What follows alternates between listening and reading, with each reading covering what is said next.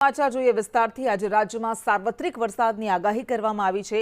સૌરાષ્ટ્ર અને દક્ષિણ ગુજરાતમાં મધ્યમ વરસાદની આગાહી કરાઈ છે, તો ઉત્તર અને મધ્ય ગુજરાતમાં સામાન્ય વરસાદની આગાહી કરવામાં આવી છે। ટ્રફ લાઇન પસાર થતા વરસાદ પડે તેવી શક્યતા છે। કચ્છ, મોરબી અને બોટાદમાં ગાજવીજ સાથે વરસાદની આગાહી કરવામાં આવી છે। સુરેન્દ્રનગર, જામનગર, રાજકોટમાં વરસાદની આગાહી, ભાવનગર, અમરેલી, જૂનાગઢમાં પણ વરસાદની આગાહી કરાઈ છે। ગીર સોમનાથ, દ્વારકા, પોરબંદરમાં વરસાદની આગાહી કરાઈ છે। માછીમારોને દરિયો ન ખેડવાની સૂચના આપવામાં આવી છે।